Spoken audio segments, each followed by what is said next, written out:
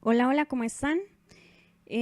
Con este tema damos continuidad al video anterior que fue de anatomía de la radiografía de tórax y la importancia de su análisis sistemático.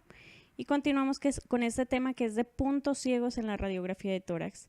Y este video quiero dedicarlo especialmente a mis amados padres que no se pierden ninguno de mis videos. Bueno, entonces las radiografías de tórax son particularmente propensas a errores observacionales e interpretativos. Y para eso debemos recordar dentro de los 3 errores frecuentes que se presentan en el campo de la radiología. El primero es el error de reconocimiento, que es cuando el radiólogo no detecta una lesión a pesar de haber evaluado esa área específica donde se encontraba. El segundo error es en la toma de decisiones, en donde el radiólogo interpreta un proceso patológico como normal o benigno a pesar de haber detectado esa anomalía. Y el tercero es el error en la satisfacción de la búsqueda. Y eso ocurre cuando otras lesiones potencialmente significativas permanecen sin ser detectadas porque el radiólogo se conforma con encontrar un hallazgo que puede ser evidente en la radiografía. Y pues para entender eso vamos a ver algunos ejemplos durante la presentación. Hay algunos estudios que analizan los errores más frecuentes en la radiología. En este caso hay este artículo citado al pie de esta diapositiva, en donde describen un estudio que analizó cuáles eran los errores diagnósticos más comunes. Y encontraron que el 44 de esos errores se producían al interpretar radiografías. Y de esos, la mitad correspondían a radiografías de tórax. A pesar de los efectos adversos en los pacientes, hasta el 90% de las demandas fueron por cáncer de pulmón que se pasó por alto en la interpretación de la radiografía de tórax. Y estas cifras pues en sí son muy importantes. Y para mitigar ese fenómeno, vuelvo a recalcar nuevamente la importancia del análisis sistemático de la radiografía de tórax. Vamos a recordar un poquito del video anterior. Siempre vamos a hacer un análisis sistemático, que quiere decir un análisis ordenado, independientemente de la indicación del estudio, independientemente de una lesión que sea evidente, siempre vamos a seguir un orden.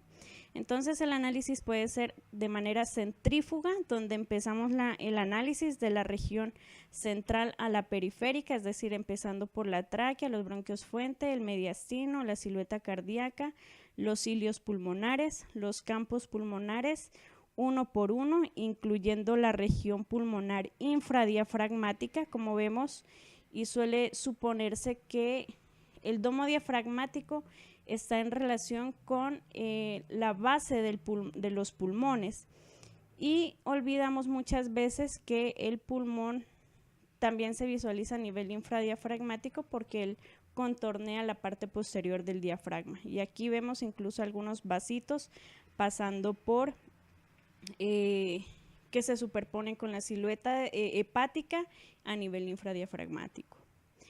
Y después de analizar cada pulmón uno por uno, vamos a analizar luego las estructuras óseas, que incluyen las costillas, la articulación externo acromioclavicular, la glenohumeral, las escápulas, los cuerpos vertebrales y las costillas. Y finalmente los tejidos blandos, que incluyen los del cuello en forma bilateral, la región supraclavicular en forma bilateral, la región axilar y los tejidos blandos de la pared torácica. Y por último la porción visualizada del abdomen superior. En la radiografía de tórax, que es importante no olvidar analizar la región retroesternal y la región retrocardíaca. Siempre debe ser así, radiolúcida, como lo observamos en esta imagen. No olviden que esta es la anatomía normal de la radiografía.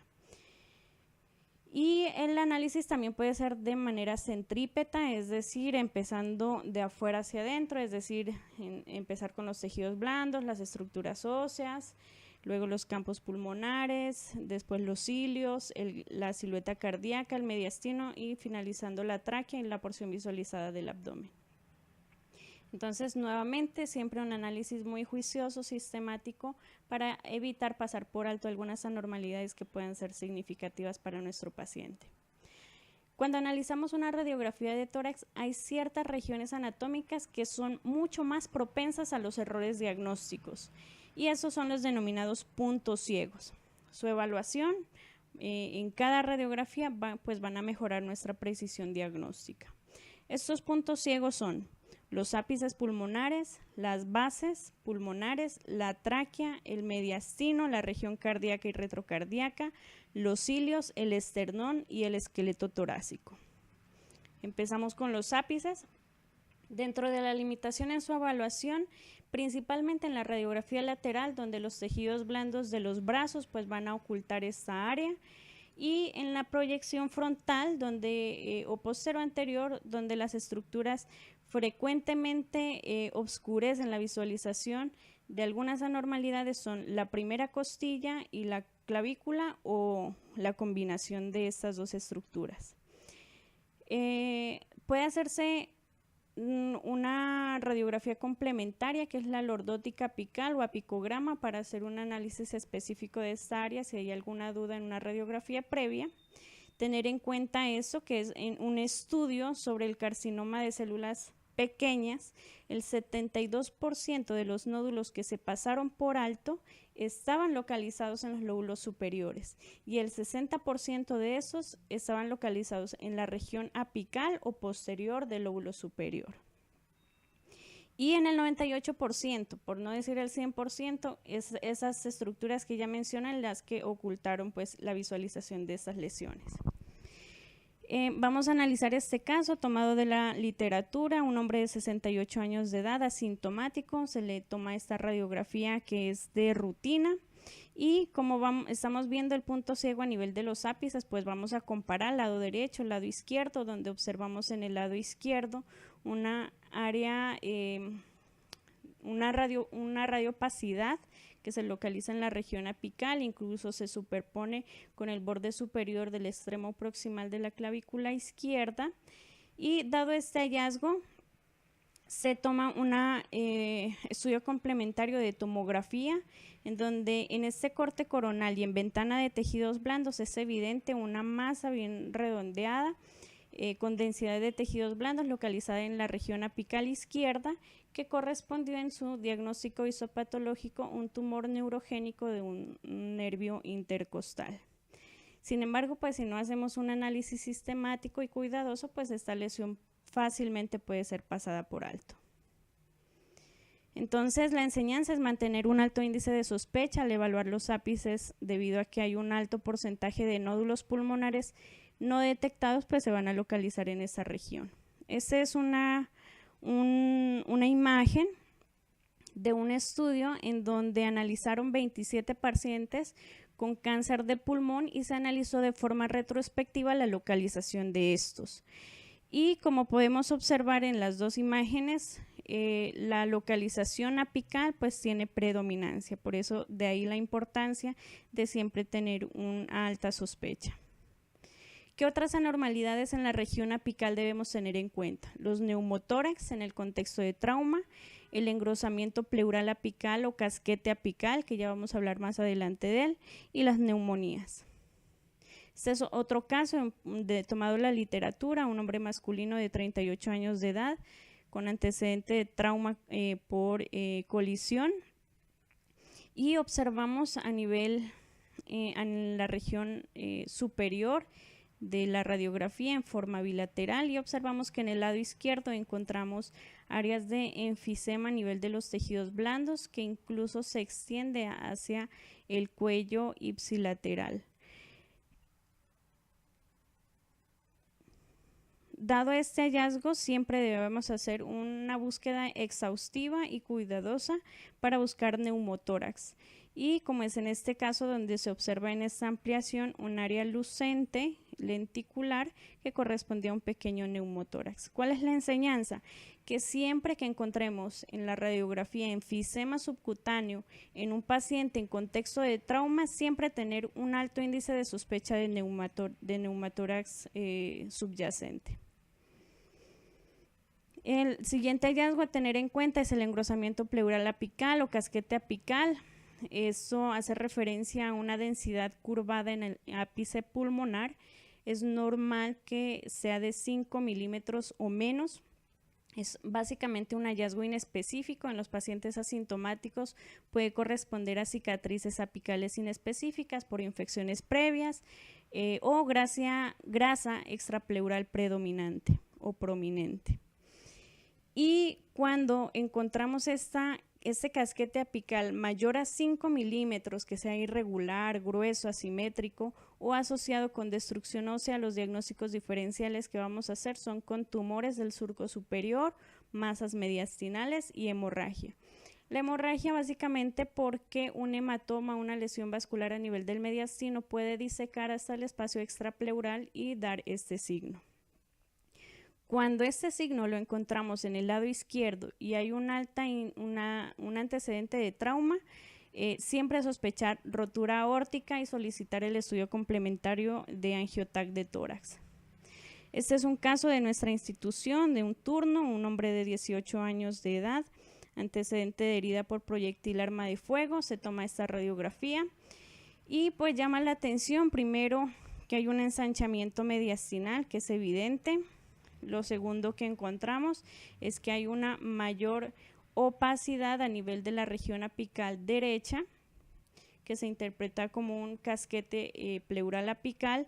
Adicionalmente vemos una fractura a nivel del primer arco costal del lado derecho y dado a estos hallazgos se sospecha lesión vascular y se toma complementario una tomografía. En la tomografía vemos en este corte coronal en ventana de hueso la fractura que ya habíamos visualizado del primer arco costal con algunas esquirlas. Vemos aquí el proyectil metálico y adicionalmente se confirma una fractura a nivel de T12.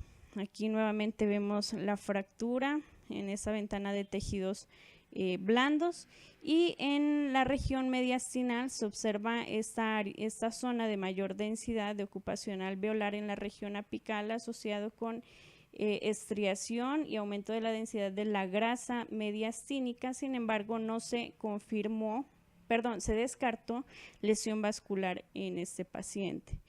En esta imagen de corte axial en ventana de pulmón, donde observamos un área irregular en vidrio deslustrado adyacente al área de contusión pulmonar que correspondía a hemorragia alveolar.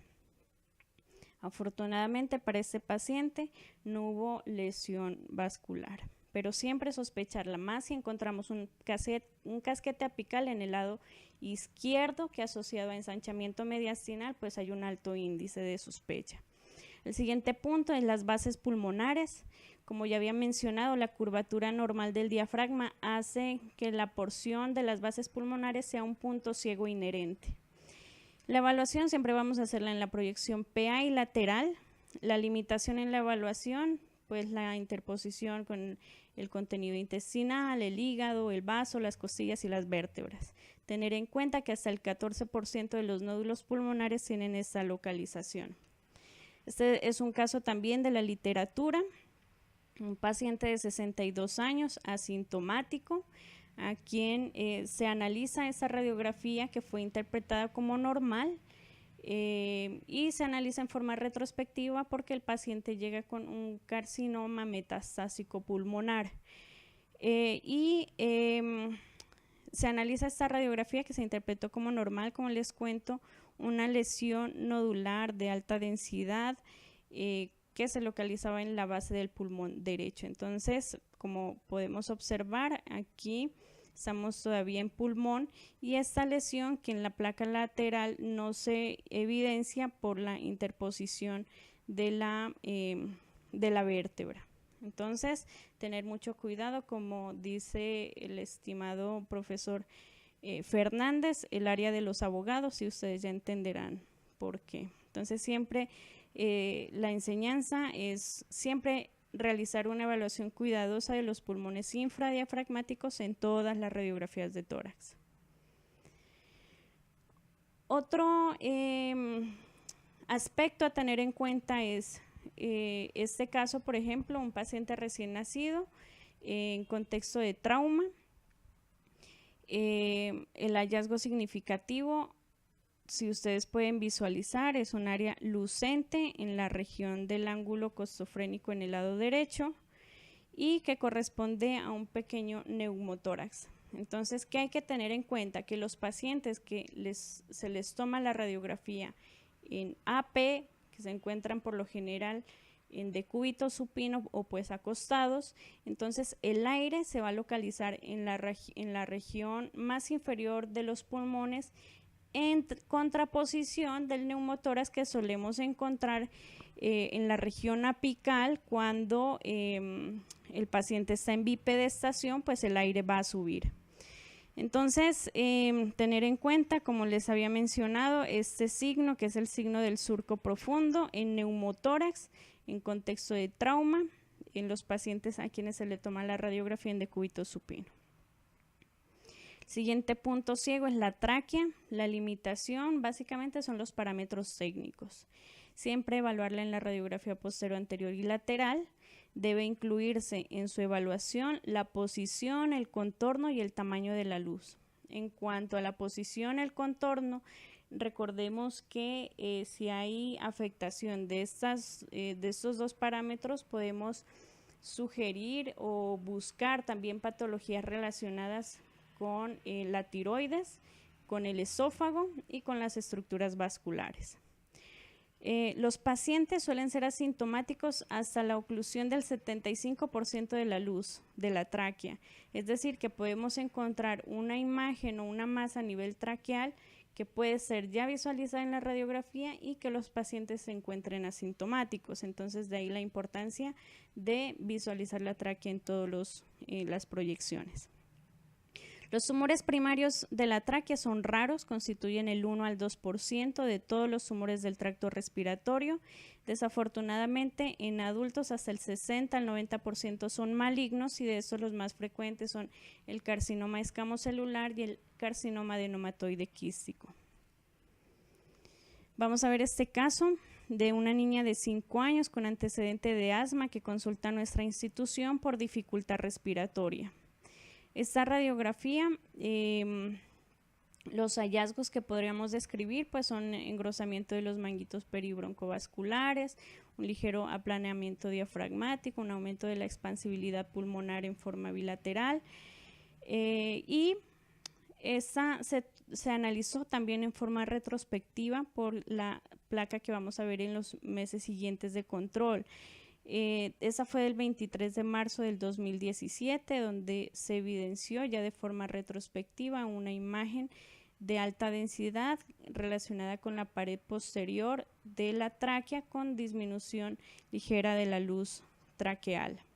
Esta es la radiografía de control, donde ya evidenciamos otros hallazgos. Vemos que la lesión ya es evidente, como lo observamos en esta placa lateral. Y adicionalmente encontramos que hay aire en el tejido celular subcutáneo y en los tejidos blandos de la región supraclavicular y del cuello, y adicionalmente vemos un área lucente a nivel de la región anterior a la silueta cardíaca y imágenes lucentes a nivel del mediastino que no tienen que ver con la porción pulmonar. Se le realiza una tomografía a esta paciente por estos hallazgos y donde evidenciamos ya en este corte coronal de ventana de tejidos blandos y en este corte axial esta lesión, esa masa de tejidos blandos que se encuentra ocupando el tercio medio de la tráquea, y que, como observamos en este corte axial, ocupa un gran porcentaje, casi un 90% de la luz traqueal. Adicionalmente observamos el neumomediastino observado ya en las radiografías, y observamos en este corte sagital de ventana de tejidos blandos con la relación de esta masa con la tráquea. Aquí la tenemos en ventana de pulmón. Vemos nuevamente el neumomediastino que ha disecado hacia los tejidos blandos del cuello en el lado derecho y también en la región peritraqueal a nivel del mediastino.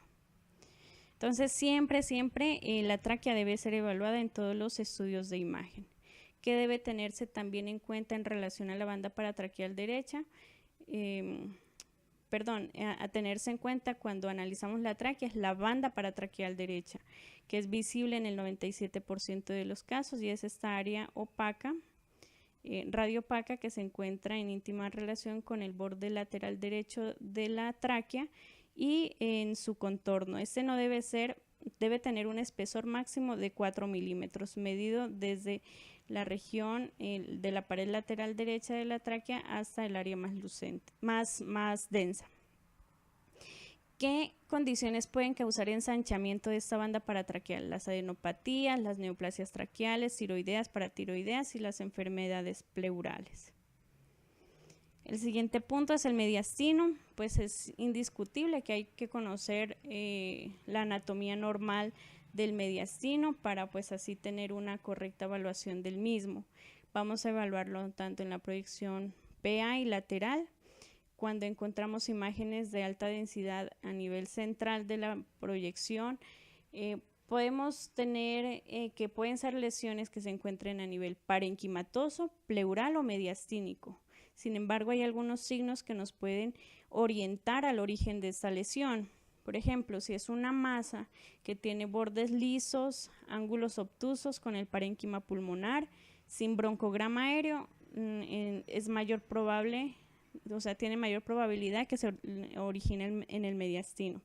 A diferencia de que cuando es una lesión de bordes generalmente irregulares, ángulos agudos con el parénquima pulmonar y con broncograma aéreo, decimos que es una lesión que muy probablemente sea parenquimatosa. Recordemos que las lesiones mediastínicas en cuanto a la etiología pueden ser localizadas en el mediastino anterior, medio y posterior. Del mediastino anterior son las más frecuentes, ocurren en el 50% de todas las masas mediastinales.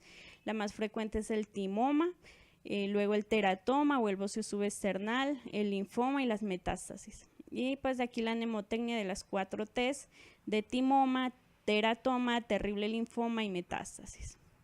Las lesiones más comunes en el mediastino medio son las adenopatías subcarinales o la dilatación auricular izquierda, las masas o dilatación esofágica y los quistes broncogénicos. ¿Qué hallazgos pueden sugerirnos alteración o anormalidad en el mediastino medio? El engrosamiento de la banda paratraqueal derecha, el aumento de la densidad en la ventana ortopulmonar, que como les mencionaba en la presentación anterior, debe ser radiolucente. Si ya vemos algo que ocupa la ventana ortopulmonar, sospechemos de una lesión que se encuentra en el mediastino medio. Las más comunes en el mediastino posterior son los quistes de duplicación del intestino anterior, los aneurismas de la aorta descendente, el tumor neurogénico y los abscesos paraespinales.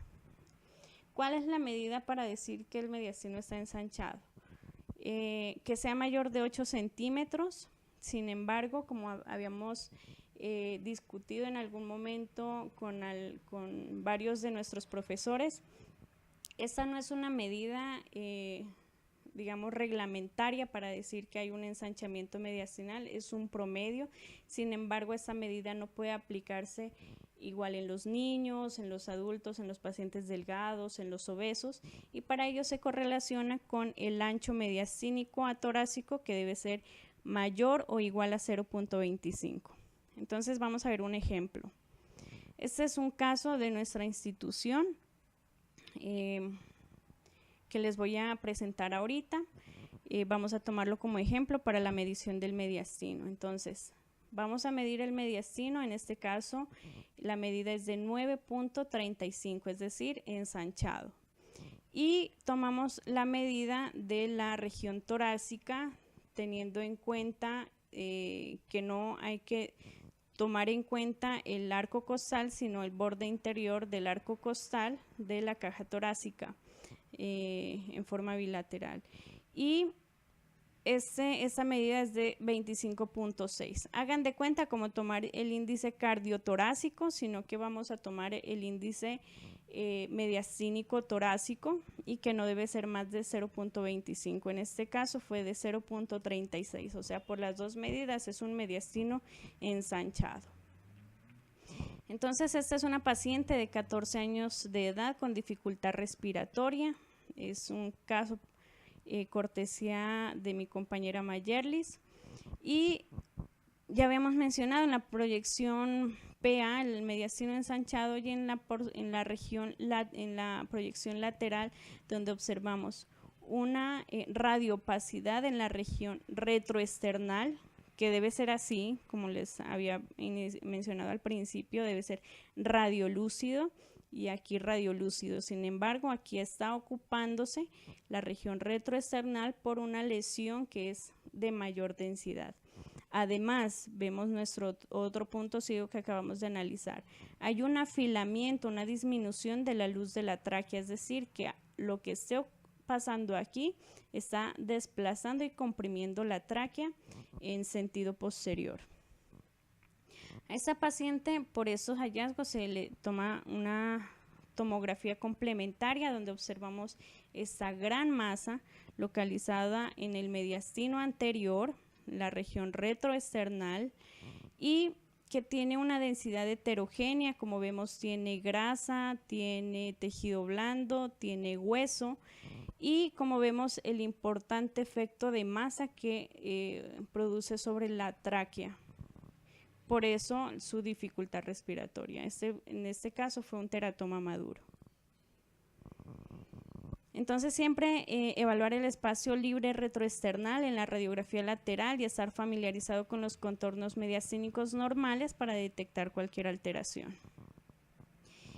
Tener en cuenta que el contorno como el diámetro del mediastino se alteran cuando el paciente tiene una lesión aórtica o una lesión vascular del mediastino, donde este hematoma va a producir un aumento en la dimensión transversal del mediastino. Por lo tanto, siempre en pacientes en contexto de trauma con ensanchamiento mediastinal, sospechar la lesión vascular.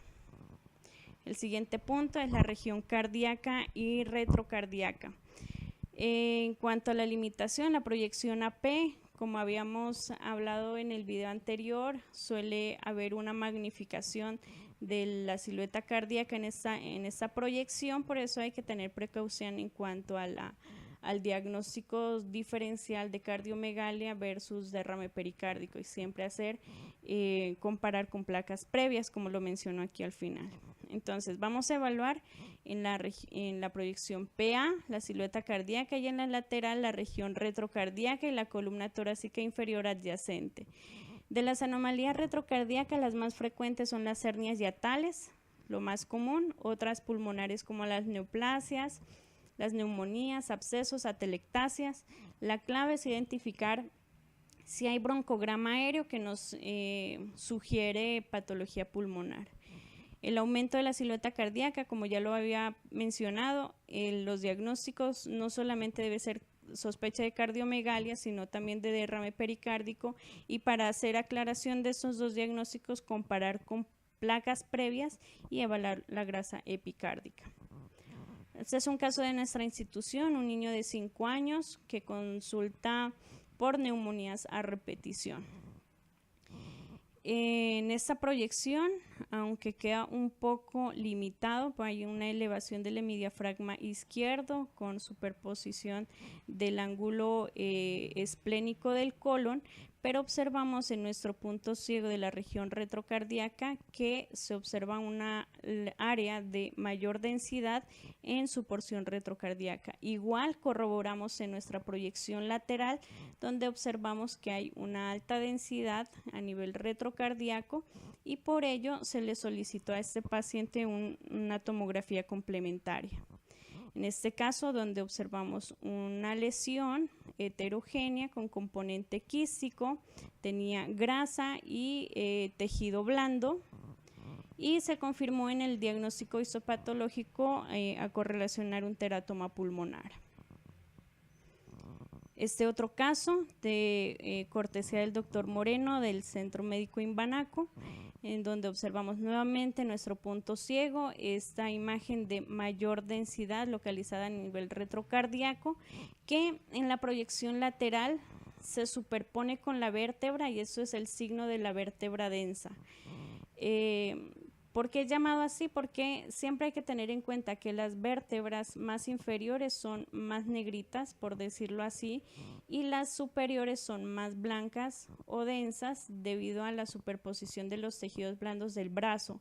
Pero cuando en las inferiores observamos una de mayor densidad, siempre sospechar que hay alguna lesión y que hay que confirmarla o descartarla con otro estudio.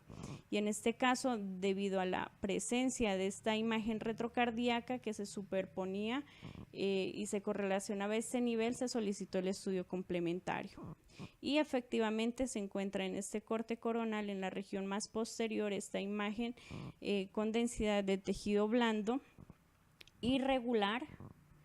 Vemos aquí en este corte axial como la suma de la densidad de tejido blando más la de la vértebra hace que en la radiografía haya una mayor densidad.